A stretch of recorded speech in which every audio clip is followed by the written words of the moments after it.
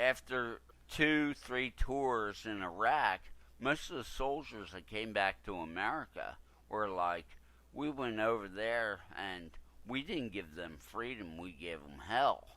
Yeah, And back in '09, there was a video of a soldier who talked about this, how they were like how they were like murdering innocents and ruining their lives, and live on this recording, he threw his medals away.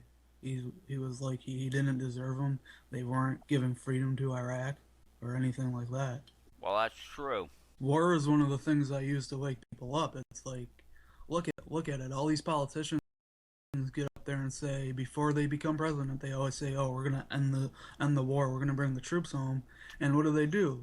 Their first term, they send more troops into overseas. They send more troops overseas and start more war. This is what I always use this to tell people, hey, they just want to destroy the world.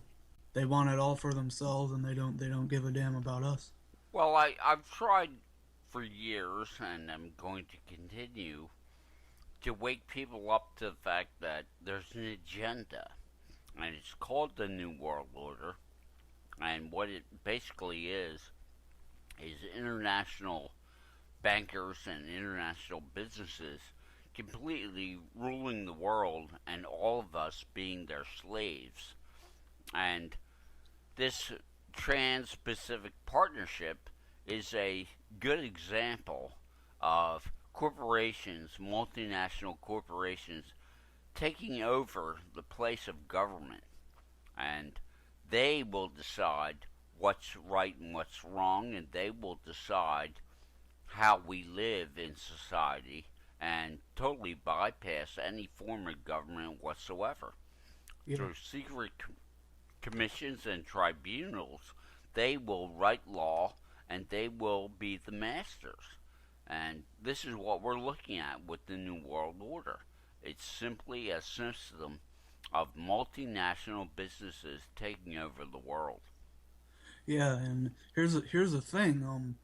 The they kind of operate on the consent of the people. Like if people are gonna look at this agenda and still bow down to it and get all this approval from government before they do anything, then they have waived their rights and given consent to the government to control them.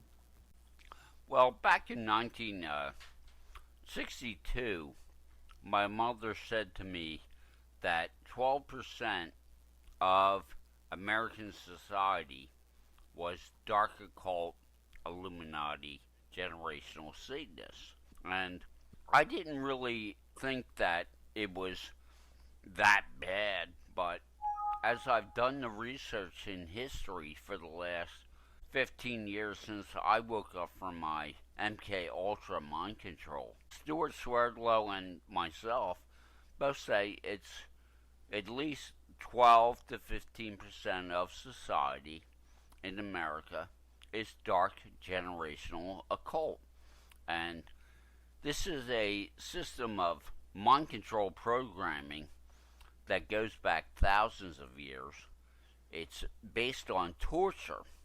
And I want you to talk a little bit about what you know about the system that is MK Ultra and any of the history of MK Ultra that you do know, because many people are unaware of, let's say, the Church Commission in the 70s, where the U.S. government admitted that they ran this program called MK Ultra, and in fact, they admitted back in the mid 70s at the Church Commission that 3 million children were put through the MK Ultra program. Well, all right, MK Ultra was formed by the CIA in the 1950s, at least in our modern day. Who knows how long it's really been going on, but the general basic history is that it was founded in the 1950s, and it first started as a military operation to control the military with drugs and see those effects, how they could like manipulate the mind with drug use and stuff